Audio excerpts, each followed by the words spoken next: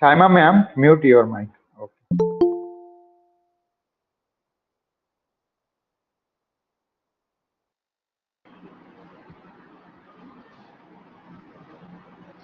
A very good morning to all faculties and student participants from different institutions. I, Assistant Professor Dr. Shashikala Prajapati from Department of Zoology, on behalf of the Kelly Society's Science and Commerce College, Kalamboli, feel privileged to welcome you all for the one-day national online seminar on entrepreneurship development. Entrepreneurship is the ability to identify and coordinate productive resources at the service of an innovative idea to materialize a business. Entrepreneurial development promotes competition, variety, selection, cooperation, transformation, evolution, scientific progress, and knowledge, among other positive factors for a country. Entrepreneurship is one of the drivers of the economy since it promotes productive development. Worldwide, all countries committed to progress include entrepreneurship as a development factor. This seminar on entrepreneurship development shall give encouragement and business skills to help the participants establish a successful enterprise. It is all about building a business from zero by developing new ideas and turning them into a profitable business. Now I would request Assistant Professor Milind Gurchal, Head Department of Contemporary and Environmental Studies and convener of today's national seminar, to introduce our today's guest speaker, Dr. Simi Vasisht. Over to you, sir. Thank you, ma'am. It is my privilege to introduce our today's guest speaker for today's seminar on entrepreneurship development. First of all, I welcome you all participants from different institutions of India, students and faculties. Once again, I welcome you all for today's seminar. So today we are having with us Dr. Simi Vasisht ma'am. She has joined Kurukshetra University as a faculty in University of School of Management in July 2007. She is currently working at Delhi Pharmaceutical Science and Research University, New Delhi. Her primary research interest lies in entrepreneurship development, entrepreneurial intention, women entrepreneurship, human resource practices, productivity in banking sector, and policy initiative for aspiring entrepreneurs. In her doctoral thesis, she has focused on assessing the drivers and attributes of women entrepreneurs. Her research papers have been published by journals of international and national repute. She has presented more than 45 research papers in national and international conferences and seminars. She has acted as a resource person in various national and state level seminars. As an academician, she believes in active and interactive teaching with contemporary real business examples in appropriate atmosphere. She prefers to inspire students to learn more on their own by raising their level of inquisitiveness and handhold them at the time of need. Being a passionate teacher come facilitator of second generation in her family, she values and enjoys the company of her students and colleagues besides her family and small circle of close friends. She has a special space for birds and nature in her heart. So it is our privilege that we are having with us such a great personality for our today's seminar. Over to you, Shimina. Thank you, Dr. Milin, for such kind words. Thank you so much. And thank you, Shashikala ji, for welcoming and smiling face. So, very good morning to one and all present here. It's a matter of honor and privilege for me to be part of this online national seminar on entrepreneurship development being organized by Department of Contemporary and Environmental Studies in collaboration with Internal Quality Assurance Cell by KLE Society's Science and Commerce College. I, Dr. Simi Vashishta, on my own behalf and on the behalf of Delhi Pharmaceutical Sciences and Research University Academic Fraternity, congratulate Dr. G.D. Giri, principal of the college, and Dr. Milind Gurshal, head of the department, and all the team members for organizing seminar on such an important topic. And I always feel happy to be part of entrepreneurship focused talks, as the area is so close to my heart. And today I'll share my knowledge and experience on the subject with you in the capacity of a student and practitioner of the entrepreneurship subject.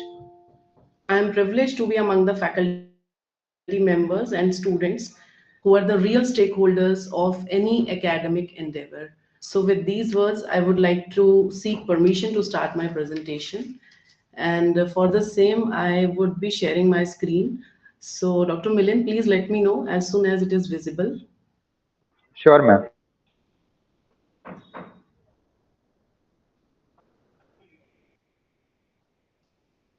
Yes, please let me know, is my screen visible? Yes, ma'am, it is visible. Okay. So, starting with the, the theme only, that is National Seminar on Entrepreneurship Development. Let's talk about, though a few words have been said about entrepreneurship by Dr. Shashikala. So I would start my presentation with the theme only, that what entrepreneurship is. When it comes to students' mind, definitely they think about what entrepreneurship is. Is it business? Is it working for own, which is probably called as self-employment? Or is it something else? So there has been multiple definitions, multiple concepts on the basis of research that how entrepreneurship should be understood. So I have tried to compress the things only in four aspects. And finally, we come to the definition which is given by HBS, that is Harvard Business School, which is in relation to that an entrepreneurship can be defined as in the pursuit of an opportunity without regard to the resources currently controlled. It means that we as an individuals, we as a students, we as practitioners should not think of from where the money would come in for entrepreneurial aspect. We should never think of this. Rather, we should be opportunity obsessed. We must be able to convert that opportunity into real business, into real commercialization aspect. The definition of Harvard Business School focuses on this aspect. Whereas it can simply be said that it is an art of turning an idea into business, where we say that knowledge of the things is called as logical knowledge of the things is called as science, and practical application of the same knowledge is art. So when we are able to club both these things, probably our raw idea is converted into business and it is commercialized. And in that context, it has been said that entrepreneurship is simply art of turning your raw idea, which was just a thought in your mind, and then you have commercialized it, and now you are creating wealth. So aspiring for the same thing is entrepreneurship.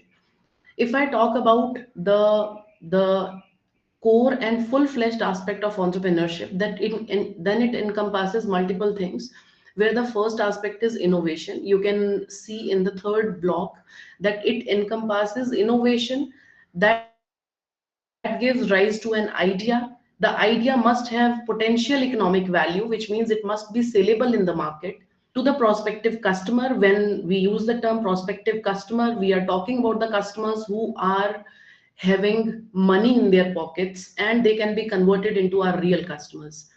But we cannot do business without founding an economic organization. Therefore, it becomes necessary that the organization must have the legal status. It must be either a one person company, it can be a sole proprietorship, it can be a private limited company, and so on. So but founding of economic organization becomes necessary.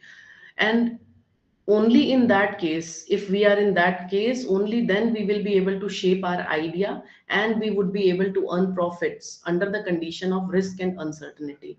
When we say risk and uncertainty, they are very, very, very important part of business, and the risk appetite has to be good if an individual is going to be an entrepreneur, or he is having entrepreneurial spirit or inclination, in that case the individual's risk taking appetite has to be better than average. And innovation is the essence of entrepreneurship. Yes, so this third block encompasses each and every aspect which is related to entrepreneurship. But in the very crisp part, I rely, and I'm a firm believer of the definition given by Harvard Business School, that it is simply the pursuit of opportunity without regard to the resources that entrepreneurs or individuals who aspire to be entrepreneurs currently control. So the focus is on the idea, the focus is on the the real business and commercializing the idea. Moving on to that, how entrepreneurship is worked in phases.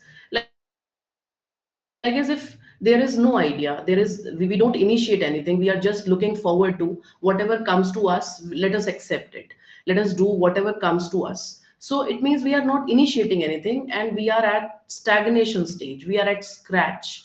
But when we talk about doing things through jugaad, when we say the word jugaad, so entrepreneurship has a lot to do with this word. It means we are talking about the feasibility, the work should be done, maybe in zero amount of time, maybe in minimum resources, maybe in minimum time. So when we are able to hack things, we are doing something. It means we are in the capacity of a maker, because we have chalked out the feasibility that how the task has to be done. So we are better than scratch. The third phase, which talks about innovator is a person who has some creative instinct in him or her, who hacks problems, and he has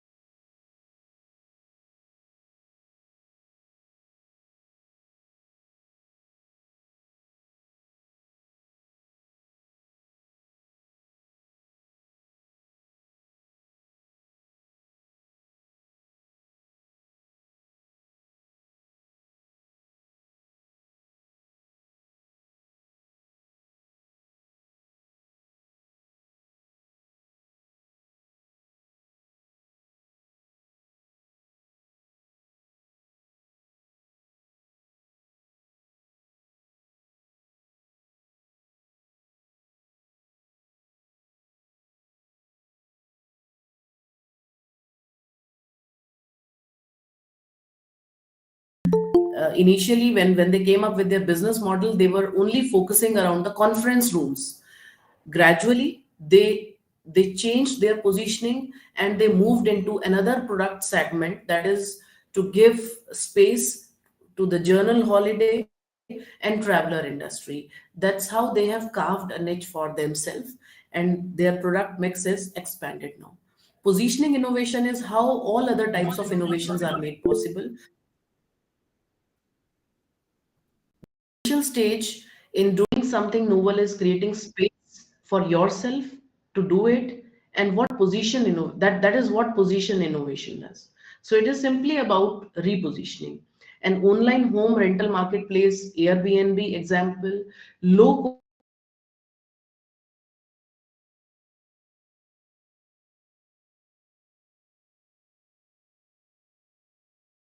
in location, flexibility in location, flexibility in location, flexibility in location, flexibility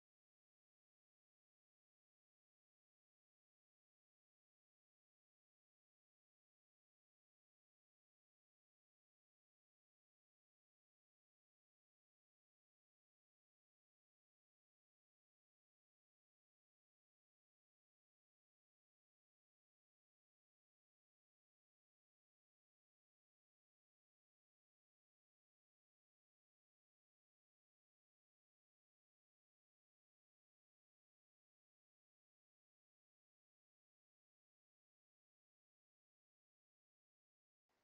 Yes, ma'am, I can hear you.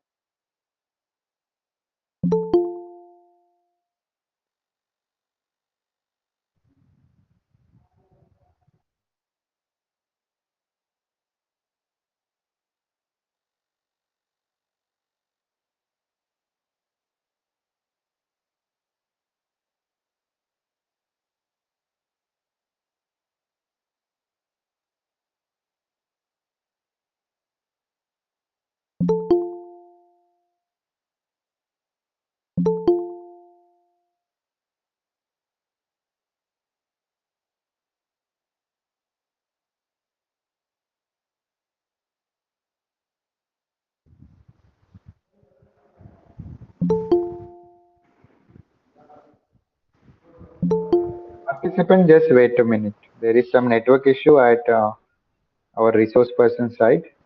Just wait a second.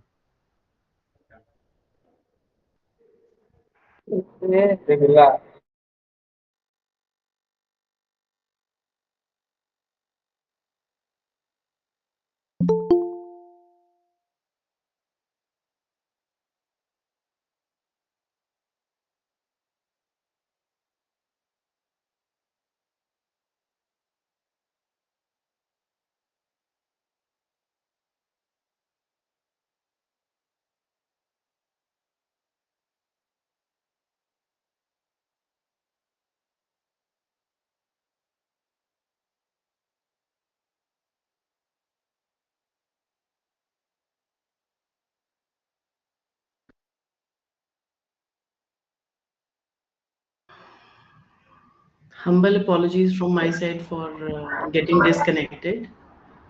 No, No ma'am, issue, it's ma'am. okay.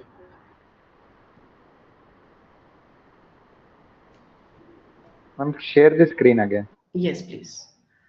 Yeah, is it visible?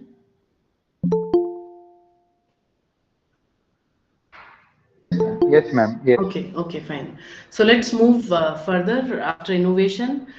Let's talk about how entrepreneurship is relevant for a country like India. It's definitely much important for a developing nation like India because entrepreneurs are considered as national assets. They are the catalytic agents. Entrepreneurship contributes to GDP. Entrepreneurs are positioned as agents of social change. And the most important aspect that entrepreneurs create wealth for the nation, and nation is looking forward to the people who are not job seekers, who are job creators. And that's how the entrepreneurship becomes important for youth, because the policy making bodies have also focused on this, that to promote micro industries, to promote small industries, and to promote medium industries, and accordingly the funding is segregated for them, and they are part of priority sector lending. So I say from 2019 there has been increase in compounded annual growth rate of 18.5%, which is significant. In financial year 2021, the loan disbursals to MSMEs stood at 9.5 trillion, which is more than 40% as compared with financial year 2020. And you will be really surprised to know that the allocation for MSMEs for 2022 has been doubled, which is 15,772 crores. In 2021 it was 7,572 crores. It has been doubled. So we can see that how much efforts government wants to put in to convert India as an entrepreneurial hub for the globe. So entrepreneurs, definitely they are national assets, they are contributing, they are the leaders. And even the significant impact can be seen in terms of a single company, Infosys, which has been founded by Narayan Murthy and Nandan and Lekani a decade, 50 years ago. And you can see if the company could not be incepted at that point of time,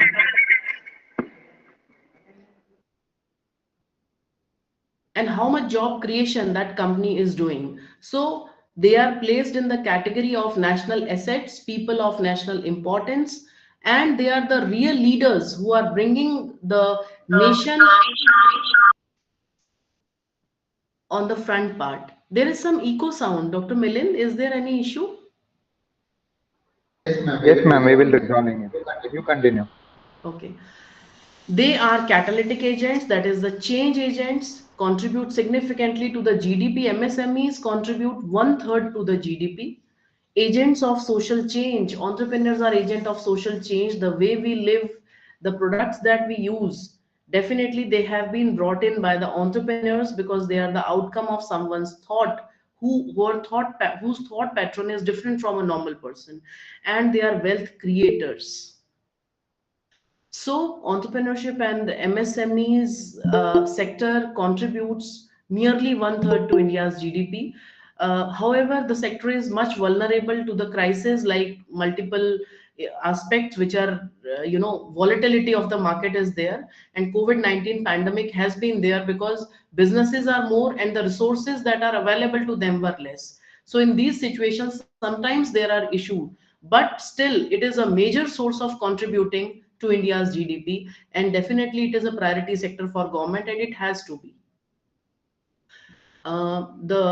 The point, entrepreneurship ecosystem, which is very important nowadays, that it is a buzzword in India that ecosystem should be there in any region so as to promote entrepreneurship. So that is the reason it has been part of this presentation.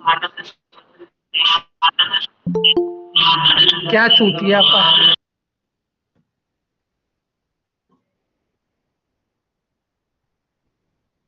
uh,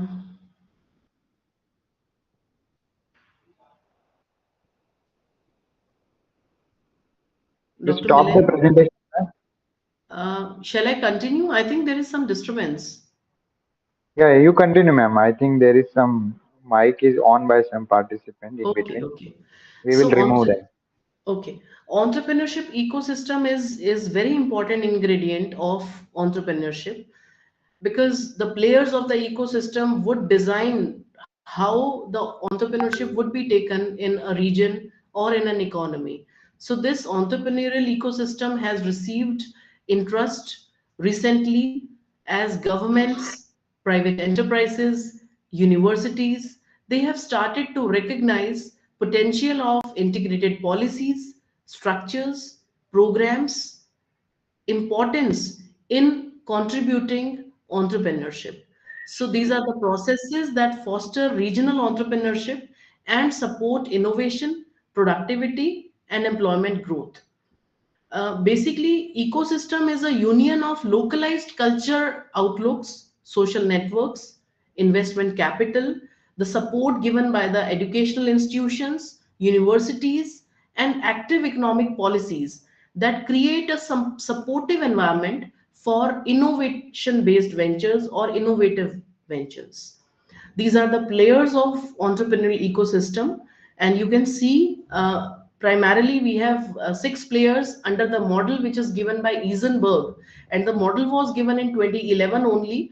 That entrepreneurial ecosystem health is determined by policy, support, culture, the market, human capital, and finance. Policy making bodies, the role they are playing in definitely supports, whether it is supportive or it is non supportive, would determine the entrepreneurial ecosystem. The support system, that is the schemes provided by the government. You might be aware about Mudra Yojana, credit link scheme, marketing based schemes. They act as a support system for the budding entrepreneurs.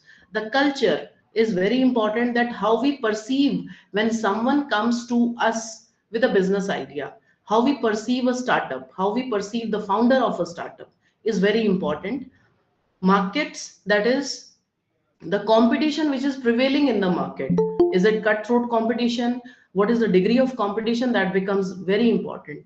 The human capital talks about the risk taking appetite of the people, the innovative ability of the people, the support system which is provided by angel investors, high net worth individuals, by the government, by the commercial banks, and the other bodies which are part of that human capital.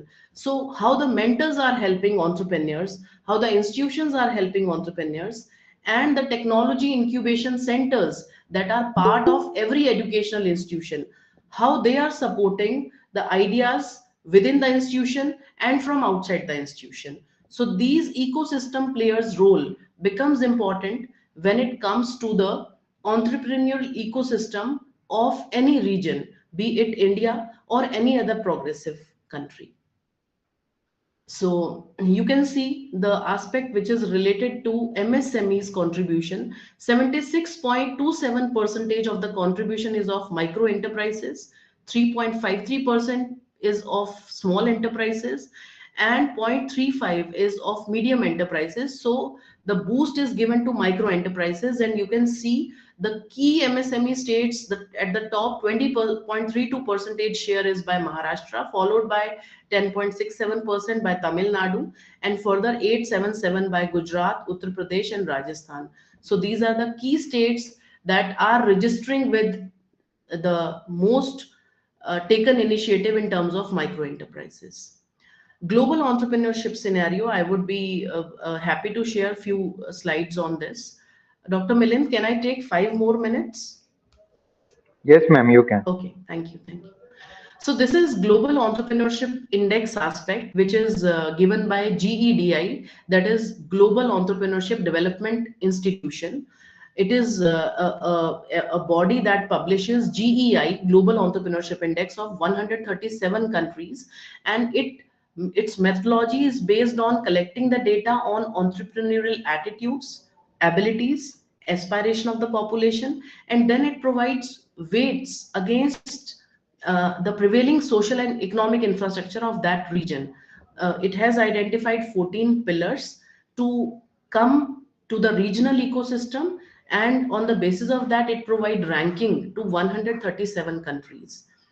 Uh, and it finally talks about that how much favorable the ecosystem is of a particular region or of a particular country.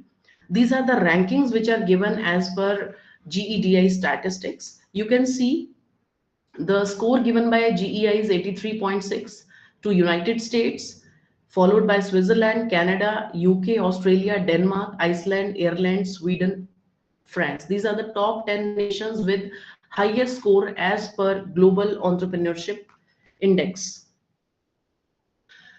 This slide has been knowingly incorporated to convey about India's state.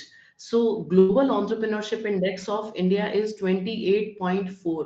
We can see through this that despite of multiple opportunities which are being given by government policy making bodies to youth, to people, how much rank we are able to obtain. It is only 28.4, which is the score of India as per GEDI statistics. So there is a high need to create awareness and to promote entrepreneurial ecosystem in such a way that fosters entrepreneurship among the youth of the nation. These are some trends in entrepreneurship development that I have added to give the aspect of the latest things that are going in entrepreneurship. So one is launch of Startup India. We all are aware that startup ecosystem is changing. SMEs are privileged as compared to a decade ago. So government initiatives by launching of GEM, Government E-Marketplace, is a very, very good initiative. One of my working paper is on GEM portal only, and it is compulsory for all the public institutions to procure their materials from GEM only. Technology upgradation, customer friendly approach, new taxation policy, GST relaxation, all these are going to make the startup ecosystem better. Increasing number of unicorns, decacons, and hectacons. Unicorns, if somebody is aware, it is a privately held startup company valued over 1 billion. And as of now, India is having 104 unicorns. These are few names: Tata 1MG Technologies Private Limited. 2015 it initiated, and in 2022 it has been part of Unicorn.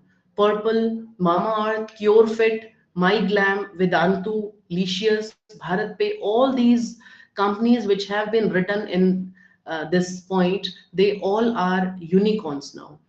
If I say Decacon, it is a company which is valued over $10 billion. Byju's, 197 Communication, OYO, these all are Decacons. A technology, financial, or fintech companies worth more than $100 billion is in the category of Hectocon.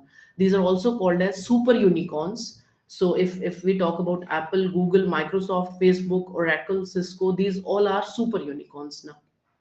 That is, they are in $100 billion club.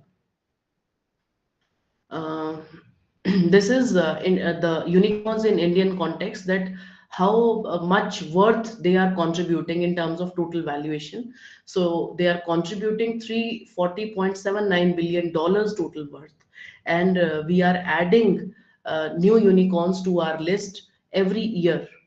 So as of now, there are 144, and Bangalore is India's unicorn capital with the largest number of unicorns from there only, followed by Delhi and then by Mumbai.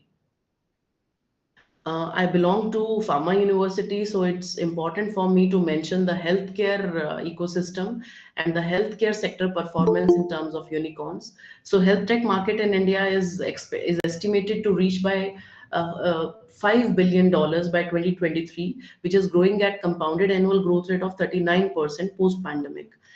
And a Noida-based health startup, Incovicker, has become first Indian unicorn in healthcare sector, which is valued presently at $1.3 billion. Earlier, Pharmacy, an online pharmacy and diagnostic brand, it also became a unicorn. And Tata MG, CureFit, Pristine Care, they have joined the unicorn club. Practo and Healthify Me are also in the line, and very soon they are the top working startups, and very soon they'll be part of this unicorn club. This is the unicorn list that is of 2022 top unicorns. Then another trend is increasing digitization and spending on social media and digital market. This statistics tells you the social media users in India. The number of users is expected to cross 448 million by this year. Social media ad spending 863 million US dollars, and it is projected to reach US $1.15 billion in 2023. So, as per Indian e-commerce industry report, Indian e-commerce market is most likely to grow to US $200 billion by 2026. There is a huge opportunity for entrepreneurship in social media and digital marketing. Then the most dominant trend is acceleration in digitization, is because consumer is accepting it, and there is huge adoption of digital services and digital products. So you can see hyper local business models, the performance of these models that are by vernacular AI. Social media platforms are also helping in giving the real time statistics of their users, and hence social media trending and digital marketing is on its way high, and it is going to present India on the globe. Multi-sector collaboration is one of the important trends that is going on. Multi-sector initiative talks about when different sectors are collaborating in order to contribute to the SDG goal. It is very important that sustainable development goals must be achieved at the global level, and it aims to create a shared value creation, that is creating value for all the collaborators. Localization, where self-reliant India is being promoted through Atmanirbhar Bharat. The focus of government is to give a support package for MSME sector, and it has been announced during pandemic, that is Atmanirbhar Bharat. It provided incentives and policies to facilitate localization of specific industries, and the government announced 20 lakh crore package, which is 10% of India's GDP for this self-reliant India. A self reliant India has been conceptualized with five pillars: economy, infrastructure, systems, demography, and demand. And it aims to make India independent. Global multinationals are also supporting this localization trend by setting up manufacturing clusters in India, Indian small businesses, and these initiatives could help to create more reliable supply chains. They boost local employment, they reduce carbon footprints relating to transportation of goods, and reduce India's electronic imports, which currently accounts for 13% of India's imports. So global multinationals are also supporting this, which is very important. The rise of social enterprises is on its high, that is non-government organizations. Social entrepreneurs is another category. Sociopreneurs, they are also called as. And future of social enterprises, if I say, if we employ innovative business model, they are addressing India's vast development needs, while maintaining sustainability through viable revenue model, and they are using triple bottom line in terms of return, where they are focusing on profits, social impact, and environmental impact of any business model that is going to be proposed by social entrepreneurs. Another trend is micro influencer trend, that is influencers, the people who have good number of followers on social media profile, maybe celebrity, music star, or tutor. So right now they are in trend, and they are in the form of promoting startup products to the ordinary people, and they are able to create specific content about the topic or theme. They may have small number of followers, but they have high engagement rate, and hence they are taken as the agents to convert the product pitch into real sale. So they are able to create word of mouth marketing campaign, and hence contribute to generate leads for any startup. The impact of micro influencers have been has been shown in the slide in terms of some points. That is, small industries will be able to leverage micro influencers authenticity. Micro influencers will be more conscientious if there are paid collaboration. They'll shift social commerce purchase intent and conversion, that is generation of lead. Their partnership will reduce advertisement cost per action, which is